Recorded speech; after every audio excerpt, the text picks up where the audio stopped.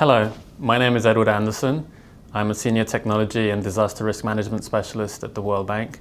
It's my pleasure to come to you from Washington today to speak at the Asia Pacific Regional Space Forum. So I'd like to introduce the Digital Earth Partnership. This is a new program we're launching at the World Bank together with European Space Agency.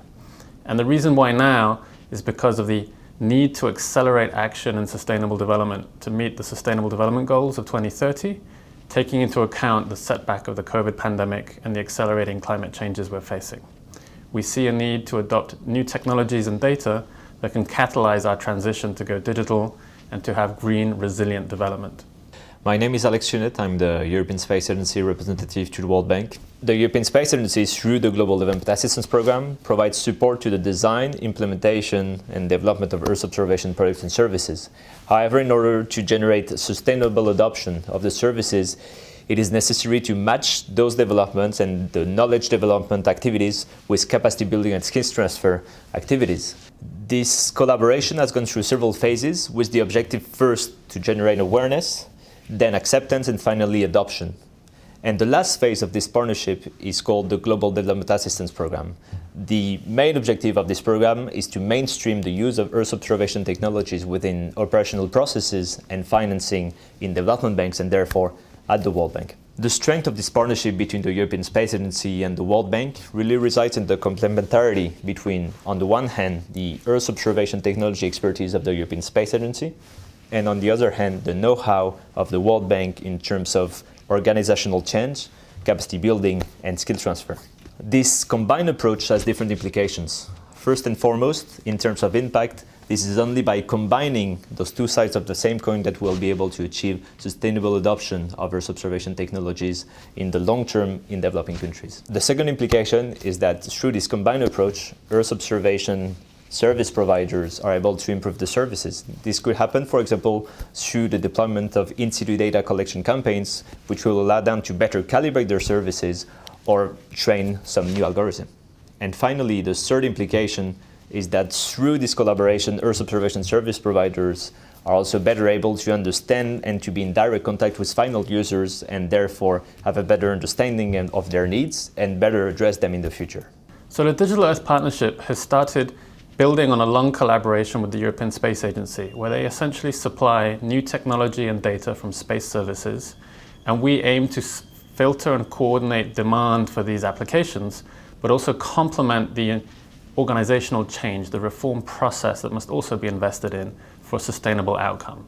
So we're looking to transfer skills, build capacities, and support reforms in the country level and through our portfolio of projects. So the Digital Earth Partnership is going to focus on scaling and sustaining these new technology and data services. And the strategy to do that is really threefold.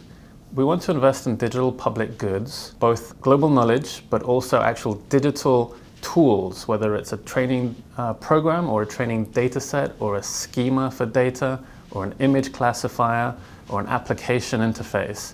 These are all items that can be reused across projects. So by working with global research and digital tools, we aim to make it easier to replicate these solutions. But at the country level, we want to build capacity not only of end users, but to invest in skills transfer that builds an ecosystem, looking at the next generation, working with universities, tech hubs, and startups, and empowering them to be part of the solution, to learn by doing, by having co-creation opportunities.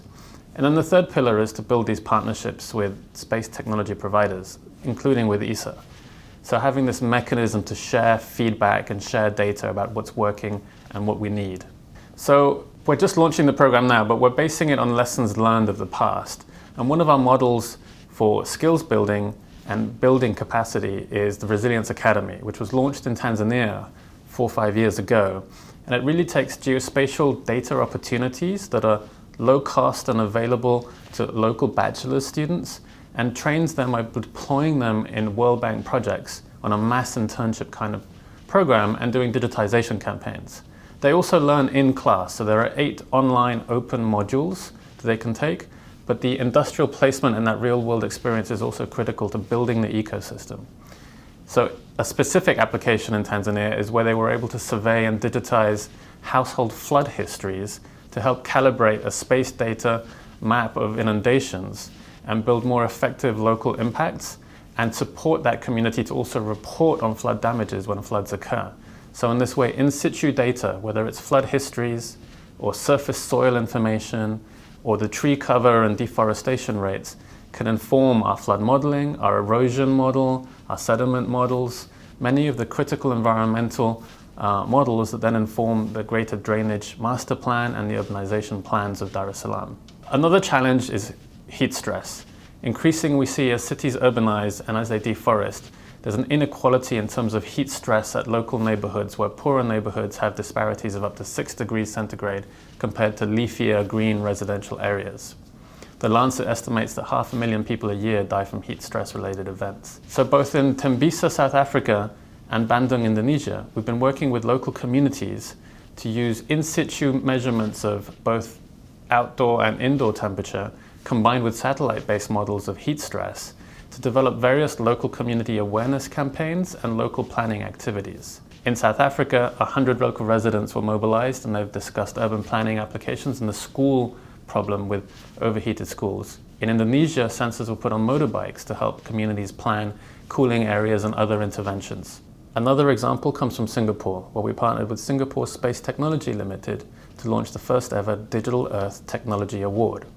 This was a challenge issued to space data users to address climate risks in Southeast Asia, and teams provided heat stress maps for over a dozen countries in the region. So the Digital Earth Partnership is setting up a new dedicated trust fund this year and hoping next year to issue a call for proposals internal to the World Bank to address skills transfer, capacity building, and other user needs related to space technology and data. We're also establishing a cooperation arrangement with the European Space Agency to formalize our exchange of global knowledge and lessons learned for that partnership. But we don't just want to stop there. We're open to new partners, both space technology partners and development finance partners. So we hope to grow the partnership and expand our applications across the sustainable development domains. Thank you very much for your attention, and please do get in touch if you want to know more. Our details are on the screen now.